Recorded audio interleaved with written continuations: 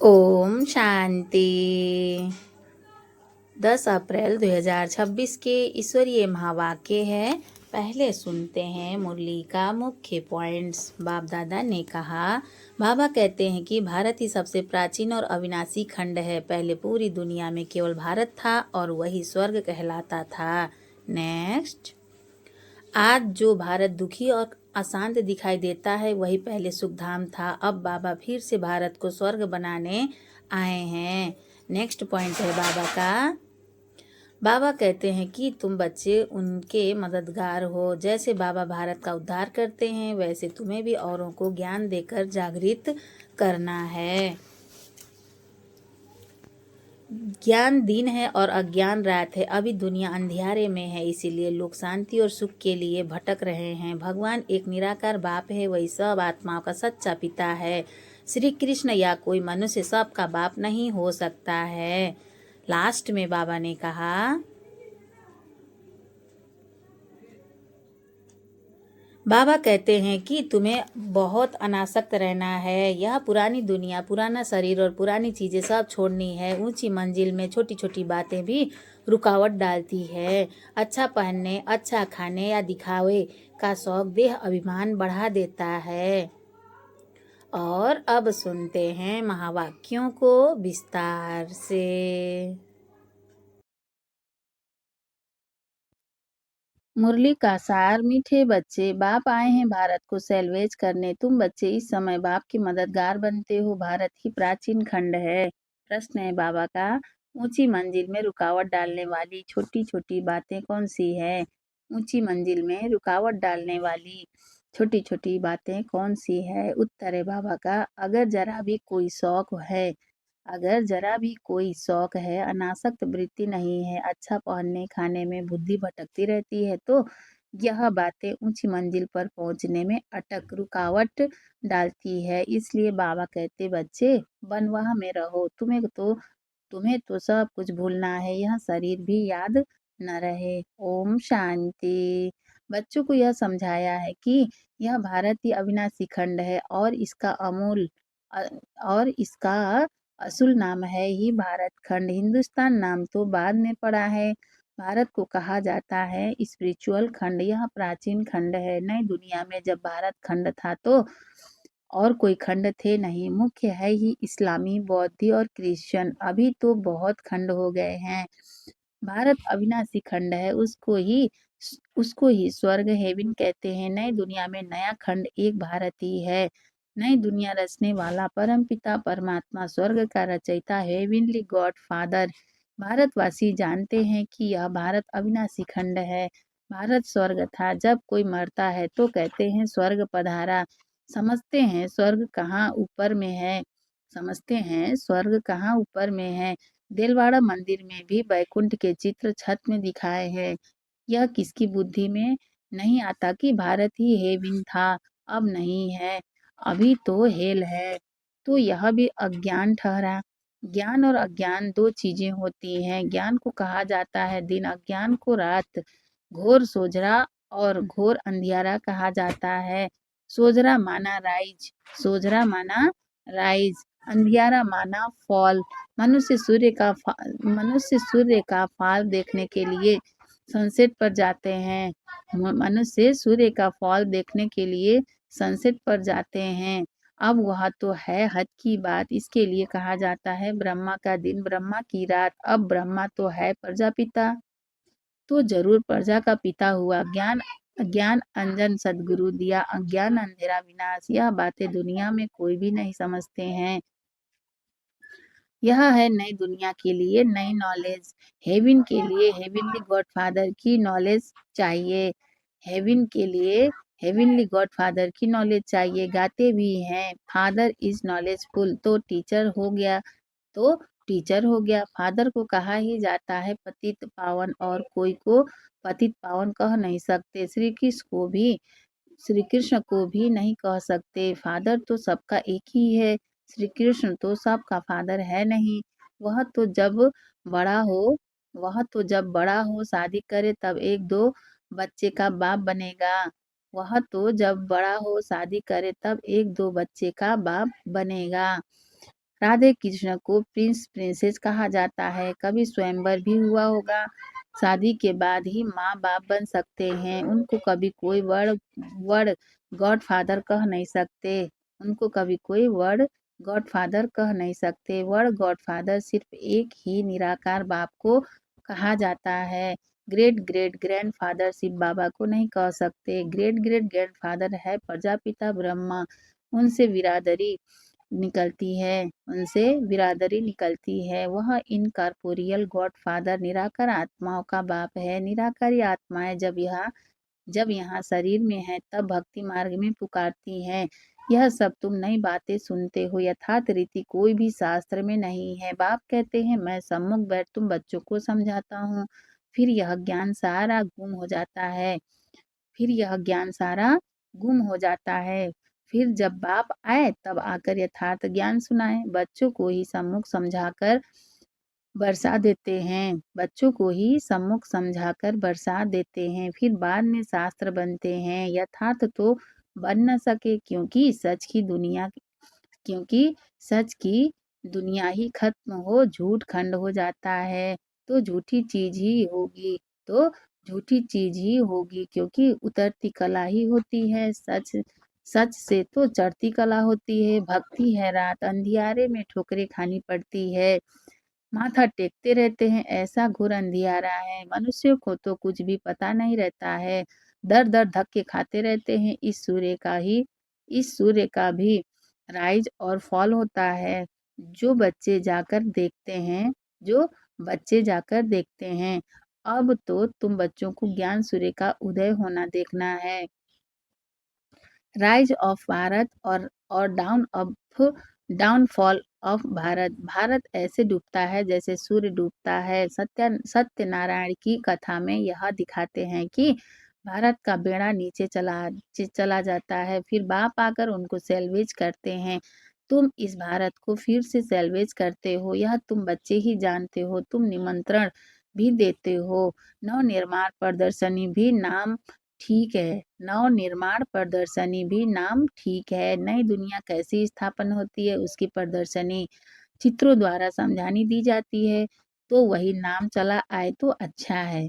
नई दुनिया कैसी स्थापना होती है, वह राइज कैसे होती है, यह तुम दिखाते हो। जरूर पुरानी दुनिया फॉल होती है। जरूर पुरानी दुनिया फॉल होती है, तब दिखाते हैं कि राइज कैसे होता है। यह भी एक स्टोरी है। यह भी एक स्टोरी है। राज्य लेना और गंवाना। 5000 वर्ष पहले क्या था? कहेंगे सूर्यवंशियों का राज्य था। फिर चंद्रवंशी राज्य स्थापन हुआ। वह तो एक दो से राज्य लेते हैं। वह तो एक दो से राज्य लेते हैं। दिखाते हैं फलाने से राज्य लिया, वह कोई सीढ़ी नहीं समझते। यह तो बाप समझाते हैं कि तुम गोल्डन एज से सिल्वर एज में गए, सीढ़ी उतरते आए। यह 84 जन्मों की सीढ़ी है। सीढ़ी उतरनी होती है, फिर चढ़नी भी होती है। डाउनफॉल का भी राज समझाना होता है। डाउनफॉल का भी राज समझाना होता है। भारत का डाउनफॉल कितना समय, राइज कितना समय। भारत का डाउनफॉल कितना समय, राइज कितना समय। Fall fall and rise of भारतवासी। विचार सागर मंथन करना होता है। मनुष्यों को टेम्पटेशन में कैसे लाएं और फिर निमंत्रण भी देना है। भाइयों बहनों आकर समझो, बाप की महिमा तो पहले बतानी है। बाप की महिमा तो पहले बतानी है। शिव बाबा की महिमा का एक बोर्ड होना चाहिए। शिव बाबा की महिमा का एक बोर्ड होना चाहिए। पतित पावन ज्ञान का सागर, पवित्रता सुख शांति का सागर, संपत्ति का सागर, सर्व का सद्गति दाता, जगत पिता, जगत शिक्षक, जगत गुरु शिव बाबा से आकर अपना सूर्यवंशी चंद्रवंशी बरसा लो, तो मनुष्यों को बाप का पता पड़े। बाप की और श्री कृष्ण की महिमा अलग अलग है। यह तुम बच्चों की बुद्धि में बैठा हुआ है। सर्विसेबल बच्चे जो हैं वे सारा दिन दौड़ा दौड़ी करते रहते हैं। अपनी लौकिक सर्विस होते भी छुट्टी ले सर्विस में लग जाते हैं। यह है ही ईश्वरीय गवर्नमेंट। खास बच्चियां अगर ऐसी सर्विस में लग जाएं तो बहुत नाम निकाल सकती हैं। सर्विसेबल बच्चों की पालन तो सर्विसेबल बच्चों की पालना तो अच्छी रीति होती ही रहती है, क्योंकि शिव बाबा का भंडारा भरपूर है। जिस भंडारे से खाया वह भंडारा भरपूर, काल कंकट कंटक दूर। जिस भंडारे से खाया वह भंडारा भरपूर, काल कंटक दूर। ये तुम हो शिववंशी, तुम हो शिववंशी, वह रचता है यह रचना है। बाबुल नाम बहुत मीठा है, शिव साजन भी तो है ना, शिव साजन भी तो है ना। शिव बाबा की महिमा ही अलग है। निराकार अक्षर लिखने से समझते हैं कि उनका कोई आकार नहीं है। निराकार अक्षर लिखने से समझते हैं कि उनका कोई आकार नहीं है। बिलवेड मोस्ट शिव बाबा है, बिलवेड मोस्ट शिव बाबा है, परम प्रिय तो लिखना ही है। इस समय लड़ाई का मैदान उनका भी है तो तुम्हारा भी है। इस समय लड़ाई का मैदान उनका भी है तो तुम्हारा भी है। शिव शक्तियाँ नॉन वायलेंस गाई जाती हैं, परंतु चित्रों में देवियों को भी हथियार दे हिंसा दिखा दी है। वास्तव में तुम योग अथवा याद के बल से विश्व की बादशाही लेते हो, हथियारों आदि की बात ही नहीं है, हथियारों आदि की बात ही नहीं है। गंगा का प्रभाव बहुत है, गंगा का प्रभाव बहुत है। बहुतों को साक्षात्कार भी होगा। भक्ति मार्ग में समझते हैं कि गंगा जल मिले तब उद्धार हो, इसीलिए गुप्त गंगा कहते रहते हैं। कहते हैं बाण मारा और गंगा निकली। गौमुख से भी गंगा दिखाते हैं, गौमुख से भी गंगा दिखाते हैं। तुम पूछेंगे तो कहेंगे कि गुप्त गंगा निकल रही है। त्रिवेणी पर भी सरस्वती को गुप्त दिखाया है, त्रिवेणी पर भी सरस्वती को गुप्त दिखाया है। मनुष्यों ने तो बहुत बातें बना दी हैं, यहाँ तो एक ही बात है, सिर्फ अल्फ बस। अल्लाह आकर बहिश्त स्थापन करते हैं, खुदा हेविन स्थापन करते हैं, ईश्वर स्वर्ग स्थापन करते हैं। वास्तव में ईश्वर तो एक है। यह तो अपनी अपनी भाषा में भिन्न भिन्न नाम रख दिए हैं, यह तो अपनी अपनी भाषा में भिन्न भिन्न नाम रख दिए हैं, परंतु यह समझते हैं कि अल्लाह से जरूर स्वर्ग की बादशाही मिलेगी। यहाँ तो बाप कहते हैं मन मना भव, बाप को याद करने से वर्षा जरूर याद आएगा। रचता की रचना है ही स्वर्ग, रचता की रचना है ही स्वर्ग। ऐसे थोड़े ही कहेंगे कि राम ने नर्क रचा। भारतवासियों को यह पता ही नहीं कि निराकार रचता कौन है। तुम जानते हो कि नर्क का रचता रावण है, जिसको जलाते हैं। रावण राज्य में भक्ति मार्ग का सैपलिंग कितना बड़ा है। रावण का रूप भी बड़ा भयंकर बनाया है। बोलते भी हैं कि रावण हमारा दुश्मन है। बाप ने अर्थ समझाया है। पेशगीर विस्तार बड़ा है, पेशगीर मतलब विस्तार बड़ा है, तो रावण का शरीर भी बड़ा बनाते हैं। शिव बाबा तो बिंदी है, परंतु चित्र बड़ा बना दिया है। शिव बाबा तो बिंदी है, परंतु चित्र बड़ा बना दिया है। नहीं तो बिंदी की पूजा कैसे हो, पुजारी तो बनना है ना।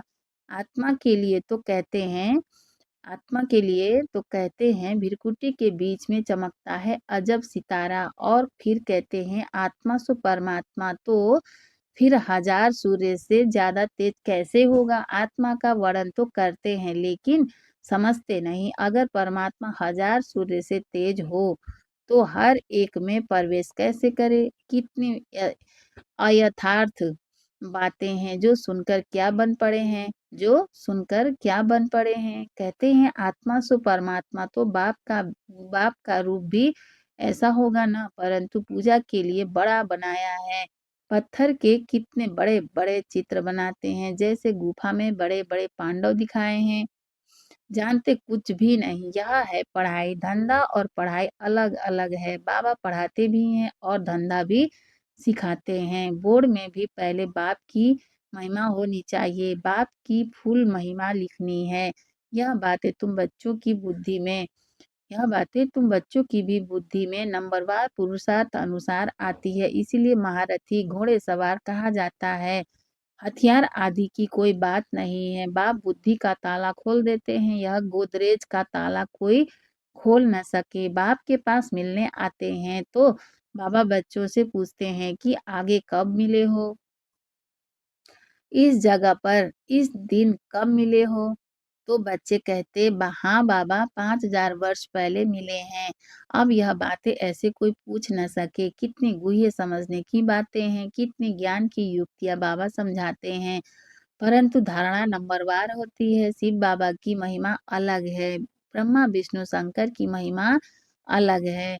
हर एक का पाठ अलग अलग है, एक ना मिले दूसरे से। यह अनादि ड्रामा है, वही फिर रिपीट होगा। अभी तुम्हारी बुद्धि में बैठा हुआ है कि हम कैसे मूल वतन में जाते हैं, फिर आते हैं पाठ बजाने के लिए। जाते हैं वाया सूक्ष्म वतन, आने समय सूक्ष्म वतन नहीं है। सूक्ष्म वतन का साक्षात्कार कभी किसी को होता ही नहीं। सूक्ष्म वतन का साक्षात्कार करने के लिए कोई तपस्या नहीं करते हैं, क्योंकि उनको कोई जानते नहीं है।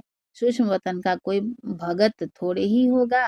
सूक्ष्म वतन अभी रचते हैं, वाया सूक्ष्म वतन जाए फिर नई दुनिया में आएंगे। इस समय तुम वहाँ आते जाते रहते हो, तुम्हारी सगाई हुई है, यह पियर घर है।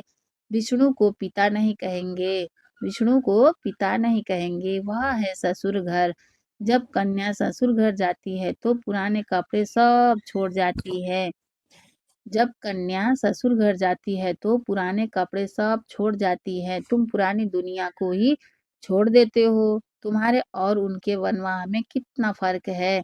तुमको भी बहुत अनासक्त रहना चाहिए। देह अभिमान तोड़ना है। ऊंची साड़ी पहनेंगी तो झट देह अभिमान आ जाएगा। ऊंची साड़ी पहनेंगी तो झट देह अभिमान आ जाएगा। मैं आत्मा हूँ यह भूल जाएगा। इस समय तुम हो ही वनवाह में। वनवाह और वानप्रस्थ एक ही बात है। शरीर ही छोड़ना है तो साड़ी नहीं छोड़ेंगी क्या? शरीर ही छोड़ना है तो साड़ी नहीं छोड़ेंगी क्या? हल्की साड़ी मिलती है तो दिल ही छोटी हो जाती है। हल्की साड़ी मिलती है तो दिल ही छोटी हो जाती है। इसमें तो खुशी होनी चाहिए। अच्छा हुआ जो हल्का वस्त्र मिला। अच्छी चीज को तो संभालना पड़ता है। यह पहनने खाने की छोटी छोटी बातें भी ऊंची मंजिल पर पहुंचने में अटक डालती है। मंजिल बहुत बड़ी है। कथा में भी सुनाते हैं ना कि पति को कहा यह लाठी भी छोड़ दो, यह लाठी भी छोड़ दो। बाप कहते हैं यह पुराना कपड़ा, पुरानी दुनिया सब खलास होनी है। इसलिए इस सारी दुनिया से बुद्धि योग तोड़ना है। इसको बेहद का सन्यास कहा जाता है। सन्यासियों ने तो हद का सन्यास किया है। अब तो फिर वे अंदर आ गए हैं। अब तो फिर वे अंदर आ गए हैं। आगे तो उन्हों में बहुत ताकत थी। उतरने वालों की महिमा क्या हो सकती है? उतरने वालों की महिमा क्या हो सकती है? नई नई आत्माएं भी पिछाड़ी तक आती रहती हैं पाठ बजाने। उनमें क्या ताकत होगी? तुम तो पूरे 84 जन्म लेते हो। यह सब समझने के लिए कितनी अच्छी बुद्धि चाहिए। सर्विसिबल बच्चे सर्विस में उछलते रहेंगे। सर्विसेबल बच्चे सर्विस में उछलते रहेंगे। ज्ञान सागर के बच्चे ऐसे भाषण करें जैसे बाबा उछलता है। इसमें फंक इसमें फंक नहीं होना चाहिए। इसमें फंक नहीं होना है। अच्छा मीठे मीठे सिकिलधे बच्चों प्रति माता पिता बाप दादा का याद प्यार और गुड मॉर्निंग। रूहानी बाप की रूहानी बच्चों को नमस्ते। हम रूहानी बच्चों की रूहानी माता पिता बाप दादा को याद प्यार गुड मॉर्निंग। नमस्ते बाबा, नमस्ते बाबा, नमस्ते बाबा।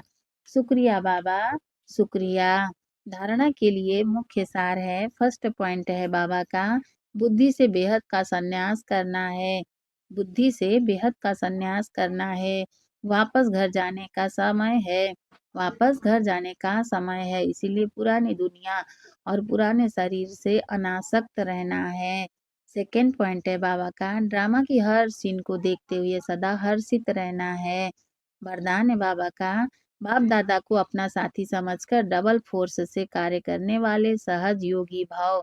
बाप दादा को अपना साथी समझकर डबल फोर्स से कार्य करने वाले सहज योगी भाव विस्तार है। कोई भी कार्य करते बाप दादा को अपना साथी बना लो तो डबल फोर्स से कार्य होगा और स्मृति भी बहुत सहज रहेगी, क्योंकि जो सदा साथ रहता है उसकी याद स्वतः बनी रहती है।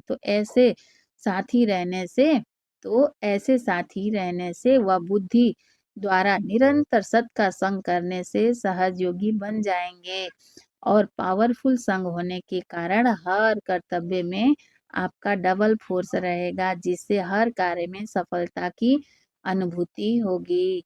स्लोगन है बाबा का, महारथी वह है जो कभी माया के प्रभाव में परवश न हो। महारथी वह है जो कभी माया के प्रभाव में परवश न हो। अव्यक्त इशारे हैं बाबा का, महान बनने के लिए मधुरता और नम्रता का गुण धारण करो। विस्तार, मधुरता ही ब्राह्मण जीवन की महानता है। जहाँ मधुरता है वहाँ पवित्रता है। बिना पवित्रता के मधुरता आ नहीं सकती। जितना बुद्धि में नशा हो उतना ही कर्म में नम्रता और बोल में मधुरता हो। ऐसे नशे में रहने से कभी नुकसान नहीं होगा। सिद्धि को पाने वाले स्वयं को नम्र चित्त निर्माण हर बात में अपने आप को गुण ग्राहक और मधुरता संपन्न बनाएंगे। अच्छा, ओम शांति।